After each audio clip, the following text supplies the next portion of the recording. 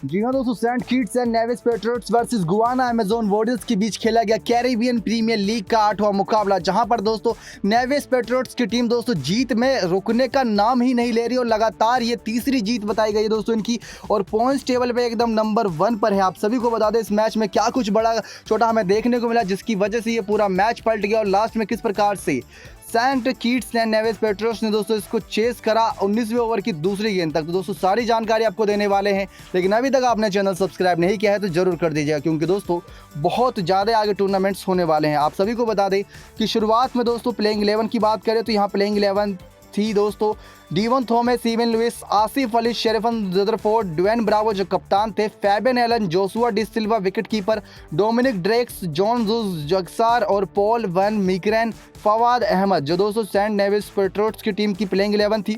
उसके बाद दोस्तों अगर बात करें यहाँ पर गुआना अमेजोन वॉरियर्स की तो इनके कप्तान निकोलस पूरन, जहाँ पर Brandon King, Chanderpaul Hemraj opening बल्लेबाज, Shoaib Malik number 3, Shimron Hetmyer number 4, Anthony Bramble दोस्तों विकेट कीपर बल्लेबाज 5, Mohammad Hafeez 6, Nicholas Pooran 7, Odean Smith 8, Naveen ul Haq 9, 10वां दोस्तों इमरान ताहिर और नियाल स्मिथ 11वां। इमरान ताहिर दोस्तों तारीफ करनी होगी कि इतनी 40 प्लस एज होने के बावजूद भी अभी भी 20 साल के लड़कों के साथ एकदम जोश के साथ खेलते हैं T20 जैसे बड़े खतरनाक फॉर्मेट, जहां सिर्फ ना ही खेलते हैं बल्कि विकेट भी चटकाते हैं, और विकेट चटकाने के बाद खुशी का ठिकाना अलग होता है।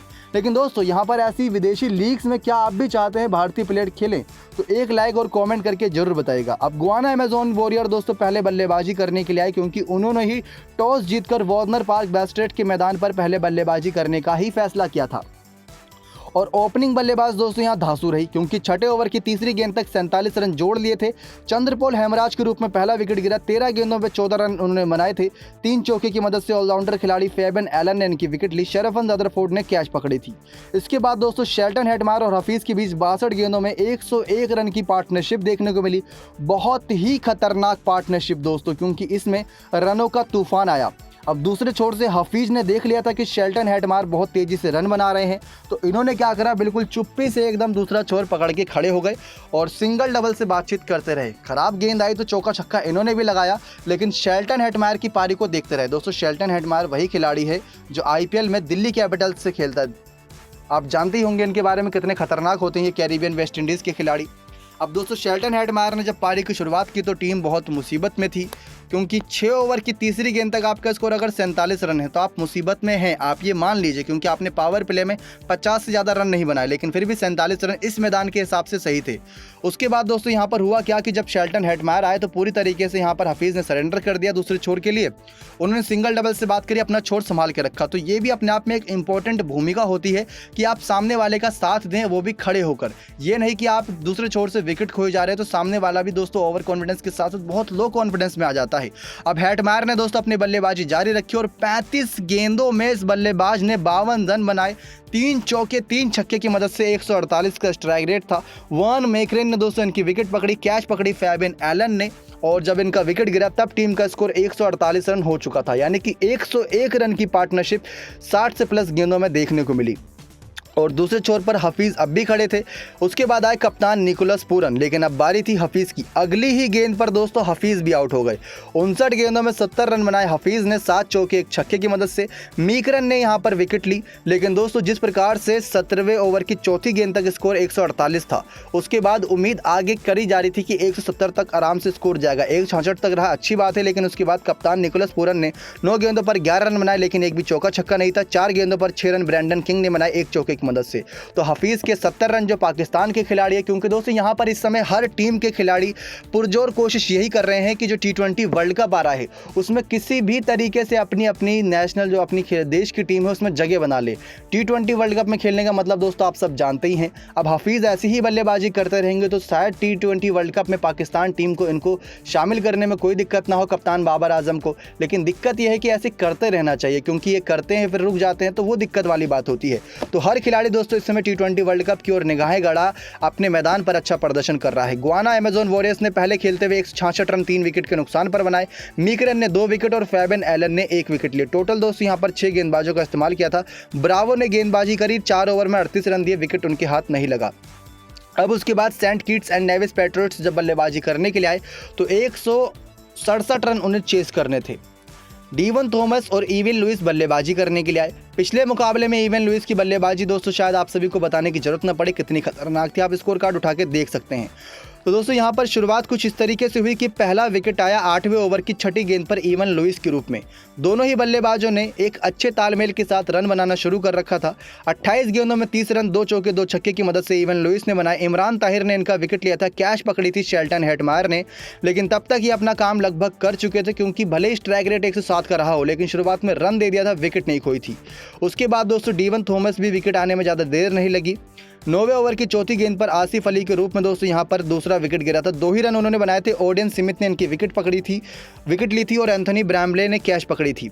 उसके बाद दोस्तों यहाँ पर शरफन रदरफोर्ड की एक बेहतरीन पारी की बदौलत कह सकते हैं टीम ने मैच जीता, वरना तो ये टीम मैच हार ही जाती।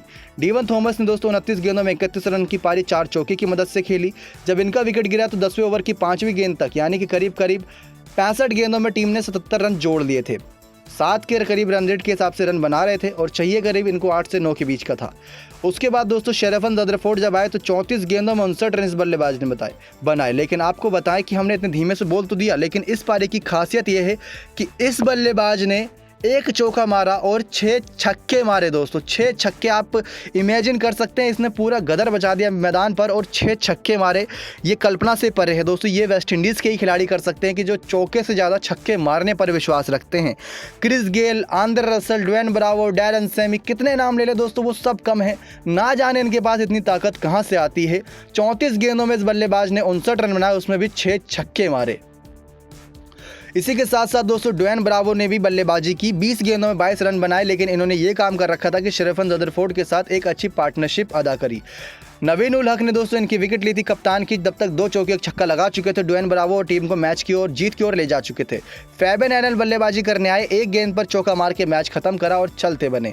तो दोस्तों यहाँ पर नाबाद पारी खेले शरफन रदरफोर्ड ने, 34 गेंदों में 59 रन, 173 का स्ट्राइक रेट, 1 चौका 6 छक्के, ये जितनी बार बोले उतना कम है। तो 19वें ओवर की दूसरी गेंद तक दोस्तों टीम ने 6 विकेट से मुकाबला जीत लिया और 168 रन 4 विकेट के नुकसान पर बना लिए थे नेविस पेट्रियोट्स ने। अगर आपको पॉइंट्स टेबल की बात बताएं दोस्तों तो नेविस पेट्रियोट्स की टीम यानी कि Saint Kitts and Nevis Patriots की दोस्तों टॉप ऑर्डर पर देखने को मिल रही है। 3 में से 3 मैच इन्होंने जीत लिए हैं और 6 पॉइंट्स के साथ नंबर 1 पर। जमैका थलावास दोस्तों जिसमें आंद्रे रसल है, उसने 2 में से 1 मैच जीतकर नंबर 2 पर। 3 में से त्रिनिदाद नाइट राइडर्स जिसके कप्तान केरन पोलार्ड हैं, वो भी 3 में से 1 मैच जीतकर दोस्तों 3रे नंबर पर है। गुआना अमेजोन वॉरियर्स दोस्तों 3 में से 1 मैच जीतकर 4थे नंबर पर है, 2 मैच हारी है। बारबाडोस रॉयल्स 3 में से 1 मैच जीती है, 2 मैच।